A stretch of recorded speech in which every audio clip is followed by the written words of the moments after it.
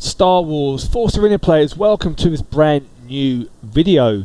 Today we're going to open some packs, well, my season reward packs, the guild reward packs as well. Congratulations to those who have won the season, and let's get in there, see what we get. So we've got 9 out of 10 for our guild mission, which is perfectly good for us, to be fair, because we're not the guild where you must get 100 turrets, you must get 40 turrets. You know, we're a casual guild, so at least if people get 10, oh Bosk, that's all I expect and ask really. Get 10 and contribute as much as they possibly can.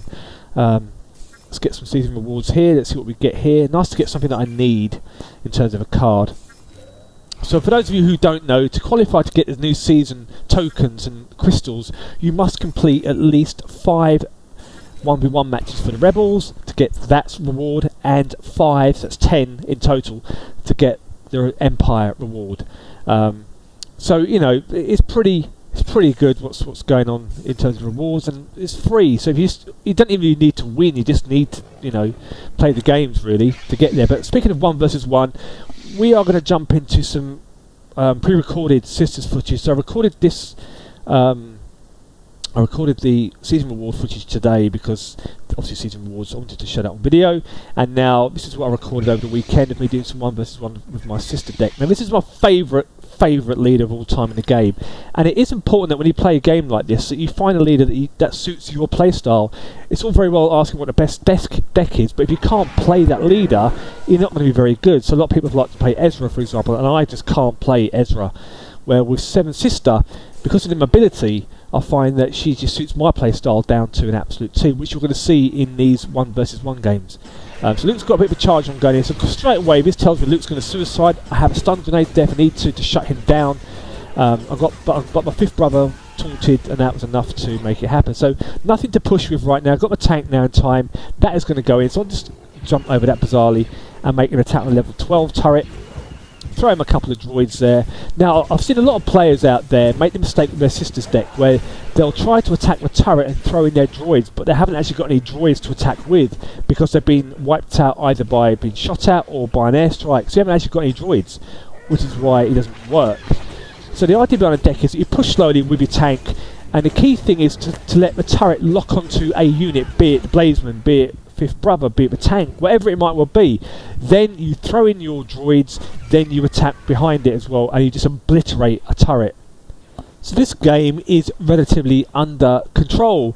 Luke's got a sniper there, he's got the warrior, he's got a few tricks up his sleeve, but nothing really that's causing me any concern. My turret is down to half health, which could be a concern, but I'm really just defending this side, keeping Luke this side of a lane.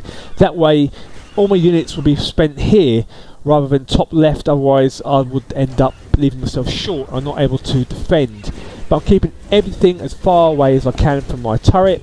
Threw in the 5th brother, and I do die again to a level 9 Wookiee warrior, and he's got some Talaz warriors in there too. But the new scout troopers, again, let me know what you guys think in the comments below about the scout troopers. I think they're formidable, and there's no doubt they'll be nerfed. There's no doubt in my mind they're going to get nerfed because they just slow everything down to the point where it's like a baby crawling, you know. So let's go with that sniper quickly. Luke charges in again. He hasn't quite grasped the concept that he's not going to do it. He might get a turret down, you know, and he's died so many times now, and despite having a 7-second respawn, he's just wearing that turret down. So now I've got a chance to do a counter push top left. Again, I'll just decide to jump over that bizarrely. Notice how the turret has locked onto my tank, which gives me a chance to jump in there and attack the turret. Stunning Luke. Stun grenade has been nerfed. Scout troopers again slowing everything down to a crawl. So I've done significant damage on that top left turret. So 30 seconds to go. Luke's making a charge. I will throw down my airstrike. I will just mop the floor, all the rubbish in here, and then beat it to a pulp. In goes the 5th brother, and a chance to get a second turret with just 15 seconds to go. Look, then go a couple of droids, lock onto the turret, and that's a GG right there. Luke tried so hard, and will he get a turret at the end? He's got something poking away there. I think it's a sniper, but I think there's enough damage to take the turret down. With just 1 second to go, that's going to be GG for 2-0. Good game. Thank you very much for those turrets. It's always appreciated. So right now 1 versus 1 is a bit of a hit and miss affair right now. It's very unbalanced, and especially lower levels, high level, because of the way there just aren't enough players, I think, in 1 versus 1, which highlights the gaps. So you spend a bit of time waiting, and then you find the player you're against is maybe a tier and a half above you, or really, really higher level than you, which can cause problems. And if you do find that is the case, you have to be a bit more cautious. You can't just jump in gun-ho and expect to win every single game. You know, some players have put money in the game to be leveled up, some players have got the right cards, some players have been playing since launch, so they're going to have all the cards, and if they won quite a lot, they're going to be in a position where they can level up their leaders because they've got the new season reward tokens now, so they can buy cards if they are available on the market at the time. So Cassian here's got a push with a level 3 K2SO against my poor level 1 fifth brother, but K2SO does go down because of the turret supporting. Slight push in the right lane, level 14, so it's a bit stronger than I am. Make a push again. Notice how I've got the right troopers in there first. Droids went in there and I backed it up, and that turret does go down. Stun Cassian, and my droids do attack him. And Cassian's thinking, what on earth just happened? As we move into 1 minute 55 seconds of play. So in comes a Gregorian Rebel now. I've got a Blazeman to counter, and I'll send those in. The turret has locked on. Should have deployed him a little bit further up, but because Cassian's got a bigger range, I didn't want to get him killed as quickly. So Cassian's popping away. He's in trouble now. Get my droids after him. The turret locks onto them. Cassian runs away to get the health pack because he has to. I'm not going to follow up this attack because I'll just die. Quite honestly, the units are sent in there are not strong enough to support a proper attack. So Cassian's dropped down his Pathfinders. I'll drop down fifth brother again. Unfortunately for me, we're just out of range of a turret, but I will stun them as they've been taunted and do as much damage as I possibly can. I think the turret just caught my bootlace and I do die. So Cassian's got a slight push now, 1 minute 5 seconds to go. We're going to move into double energy without a doubt.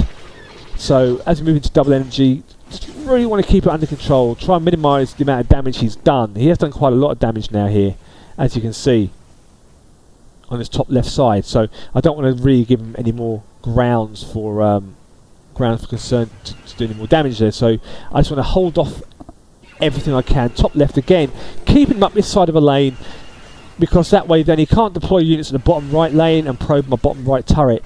This way I can throw all my units down and help defend my top left whilst hopefully pushing when he gets killed, which is perfectly fine to do. And with the last 25 seconds of the game, this tactic has worked really well, meaning that he can't really get a strong push going. He's going to try now, but with 20 seconds it might not be enough to take the turret down. In comes my airstrike.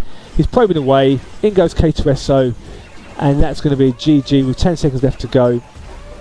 He does die. Everything dies. Everything gets slowed by the scout trooper, and that's a 1-0 win. Couldn't get 2, but unfortunately, don't want to be greedy. He's a bit of a stronger player than I am, so we'll take that win on the chin. Thank you very much. So what I'm going to do now is leave you some music for the next couple of games. Hope you enjoy it. If you do, please give it a thumbs up. And if you haven't subscribed, please subscribe. And I'll see you in the next Star Wars Force Arena video. May the Force be with you. If I bleed tonight, if I am sad tonight, I don't have a job to find. And if I work tonight, if I'm so tired tonight, I'll fall asleep when I'm home.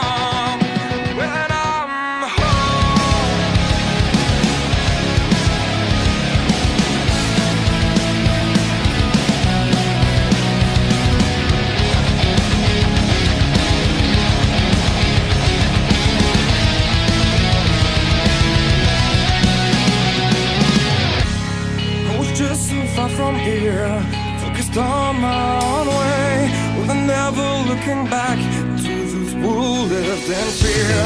There was nothing I could do, there was nothing